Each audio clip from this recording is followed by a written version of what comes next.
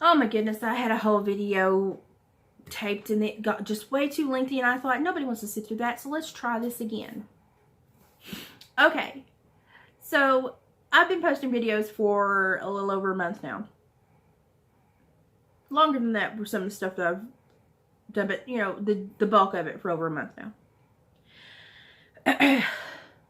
If you look at my videos, the ones where they're just me doing country lore, logic, funnies, they get fewer views. The ones that are tagged with public figures or internet goons, they get a lot more. And then if you run into singer-songwriters and artists, they get a lot more. And then if you run into me trying to give an opinion, a statement, or rationalize, or find the logic, or process why we may need to improve something objectively in our lives and give you a way to view it. Oh, I did tank. Why is that? Why is that? Well, we have conditioned responses. We have conditioned responses. And our new generation, our children that don't have fully formed brains, they're not fully formed, they're being shaped by these emotional dopamine occurrences that happen when we see thumbs up, when we see likes, when we see that K beside videos, when we see tags of people in altercations, and we think, oh, that's going to be funny to watch. It's going to be fun. That's going to entertain me. That's, you know, they get this boost. But what does logic and communication and dialogue that could benefit them do to them? It puts them to sleep. Well, obviously, they're not old enough to see the deficits that are going to come from that. But parents, you are. You are. And so as I've done these videos, I've had a lot of people, you know, respond favorably, be nice to me. Some of y'all are so sweet. We talk outside of YouTube. That's great. Some of you all, well, a lot of you all have problems within your homes that you ask me about. Hey, you know, resource centers for this. Any idea how to find help for this? And I don't mind at all to do that. Point y'all in a better direction, to give you some friendly advice to go. And, you know, my biggest thing is maybe if this makes you aware that you need to seek professional help, maybe that is like the win-win. That maybe you've noticed something, you say, oh, that's bad, I've got to go seek professional help. Then I couldn't ask for more. If you're going to go and make sure that your family is safe and having an effective learning tool put in the middle of the family that's going to improve relationships and communication and dialogue and thought pattern and cognition, that's great. I'm all for that. But our children are learning these conditioned responses for these little dopamine injections, for these little puff-up sessions, I call them. You know, when people say nice things about you, you puff up. Or when you see things that make you feel better about yourself, you puff up. I don't go on the internet and see those things. I go on the internet and see things that worry me. See things that are setting people up for failure. See things that could put people in the pitfalls that I helped pull them out of for 20 years. And see people that genuinely have no idea why they're responding to the issues they're responding to in the manner they are. And then they continue down a blind path, and it scares me for them. So when I chose to react to the original Katie and Ryan drama, it was because I knew that we had hundreds of parents and hundreds of kids watching this. And those two were in crisis. And it needed to stop, because crisis was only going to beget crisis in the consumer base. So we start talking about how to look at this rationally, how to look at the emotions, how to understand, you know, logically, rationally, that this occurred, that was a warning sign. Kids, pay attention, these are warning signs. People treat you like this, you don't need to be around them. And we grew. And I did some funnies, and I opened up my world to you all, to let you all see just enough of me to have a trust in me that I'm going to tell you my opinion, my perspective, without forcing it down your gullet. And then yesterday I did kind of sections up. I'm sorry. I did it, but I didn't do it in a bad way. I did it to show you all, because I've had so many parents say, why am I seeing this behavior in my child? So I did a fear of fear responses video. And then I did a response to the 3-minute video that Hoser did, the interview that he did after he did the gym drive-by. And I waited for anybody to put it together. Because what we see out of Hosier is fear-based response. And it may not be that, he thinks he's in physical fear, though I think sometimes that's his concern. He thinks he's in fear of losing his career, losing his validity, losing his relevance as an artist. And so he behaves in, a very atrocious manner to get attention like a 3-year-old, because it's the only way he knows how. With all the rules and the boundaries that he has went through to get attention or to justify behavior, normalize his behavior, or, get a response, we know that he does not make the best decisions. And then he says, I understand that most of my viewers are under the age of 18, so I understand they're juveniles. And then he goes on to basically glorify and romanticize his life of crime. Parents, be aware of this. This is what your children are swallowing. This is what they're normalizing. They say, oh, that must be a normal person. It is not a normal person. And it is not normal to glorify losing your family in murderous events and then continuing to perpetuate violence. It's just, it doesn't work. So I wanted you all to see that perhaps, hey, we still got some people acting like little boys in fear, and some people need to grow up. And my opinion is that if he is putting out this type of manipulation over this juvenile fan base that he's very aware of, he doesn't need to have that control of that platform. That's my opinion. I believe that. It is my truth. I'm not going to apologize for it. I'm going to state it. If you disagree with me, that's great. It's fine. It's your opinion too. You're allowed to have it. If you agree with me, we can talk about it.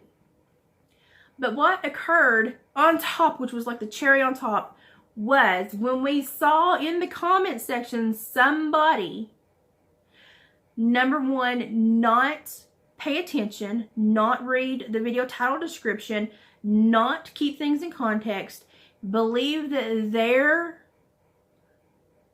their person was under attack and retaliate. If there's ever a time to say we are creating conditioned responses in our youth, it's now. Because whoever that person was, they were rolling in such a downward spiral. I did just block them because I thought they're going too fast, too hard for me to think that I'm going to allow them to continue this headspace, so I'm going to stop it. And so I blocked them. Parents, look at those comments, read those comments. If a fat, middle-aged woman from Tennessee who is trying to, for the most part, be a benevolent factor and say, let's look at all of this. Let's hold people accountable and hold ourselves accountable. If I'm just like a hillbilly Mr. Rogers. If I can generate that type of response, guess what your kids are running into when they try to do this platform, or they try to manipulate this platform, or they go and start talking to people in the comment section. That's why I say it's a conditioned response. We are training our children that opinions and dialogue and communication don't matter, that if you have discord, it needs to be physical, you need to attack it. We're teaching our children all the wrong things, and then we allow them to ingest all the wrong material, and then we go, why are you behaving so poorly? They're not putting anything in here that's positive. They're not building any bridges that are going to get them across understanding and accepting somebody else's belief system or thought pattern or opinions. And Lord, I mean, yeah, I come back after that Hosier video and I said, okay, I was too mean on church. I understand now why church took that threat and he got as aggravated as he did. I'm big enough to say when I see additional info of the occurrence that leads me to change my mind, I will tell you I changed my mind. I still think it needed to be handled in a legal manner. I still think that Hosier was a credible threat that should have been reported, but it's not my moment to handle. But to watch somebody literally spiral out of control because I had a different perspective, or because they assumed that I was speaking about their artist, they then went and assumed a bunch of more. Like I turned into a government spy that was here to take everybody's weed. And this is not a healthy thought pattern. It is rather humorous because I choose not to be a victim, and I choose to use it to generate conversation, but that is not a healthy thought pattern. And it is generated by watching other unhealthy thought patterns and then using that as a role model situation, and that's how they're going to handle society. They're going to last about 2.5 seconds in real society, because that is not an effective way to, you know, if you cannot go 6 months without having an altercation, an issue, then you have got something that is abnormally affecting your life in a dysfunctional manner. Many of our children have some kind of dysfunctional online issue, altercation daily. How do you think that is setting up their forming brains, their forming social cues and context and awareness, and helping to solidify their belief system if they're under fire or firing upon others daily? We're building a little army of soldiers that think the only good emotion is the emotion that feeds me, and I don't care if anybody else's emotions are fed. I'm just thinking about me. Oh, that's dangerous. So I want y'all to go and watch the Fear of Fear-Based Responses video again. Then I want you to watch me talking about the Hosier interview, or go watch the Hosier interview and see if you can identify the man that is having a fear-based response to literally every aspect of his life. I would like to think that at some point Hosier has enough sensibility to understand that he is a person, whether his music succeeds or not. He's a person that should have a good life and have a moment to sit down and breathe and have a thought pattern that is not about, if I'm on top of this, on top of that, if I'm being threatened by this person. That's not life. Even if you think it's a good life with financial security, it's not a good life, because you're going to live in an emotional upheaval. And that is going to generate a lot of negative everything and even health issues. Not only that, but everybody that is around you is in that. You know, and I have to give props to Ryan for this. You know, he's been through the gamut here lately. And even with all this crap a few days ago with the gym and crap, he still is positive, got a new gym, looking at the bright side.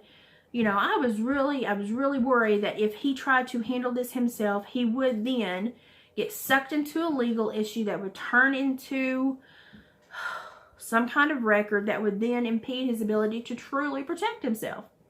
That's how my mind thinks. I think long term, how is this going to affect me? And so I really was like, it just back out now. And let's not try to, let's not try to engage with this anymore. It's not fruitful in any way.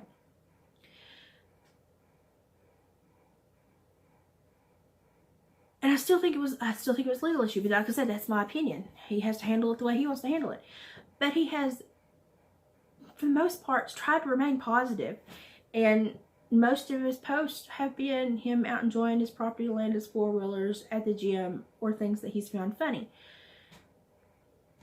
That's why when I talk to young people and they say, oh, I like this music, I like that music, I like this music, I like it upchurch, I go, let's talk about that. Because that artist, instead of just throwing shade and throwing threats and throwing pompous behavior and attitude, he lyrically weaves a portrait with an emotion. It literally touches all your senses. And yeah, he's got some songs that are a little, little hostile, but he's growing into this much more adaptive and much more emotional and much more open artist. And so when I see these kids that like upchurch, I'm like, okay, woo, let's work with that. We can work with that. But what I saw of Hosier last night, no. I really think parents, if you see your children watching Hosier videos, you really need to talk to them about his behavior and about how a behavior like that affects himself and other people. And this is a great time to talk about how to handle people that move in on our turf, attempt to threaten us, bullies. This is great. Now, I'm going to leave all those comments on my last video because it's great for people to read. and to learn from. It's great for people to go, oh my God, they went there. It's amazing how far an ego and reading comprehension can slingshot us into the left field.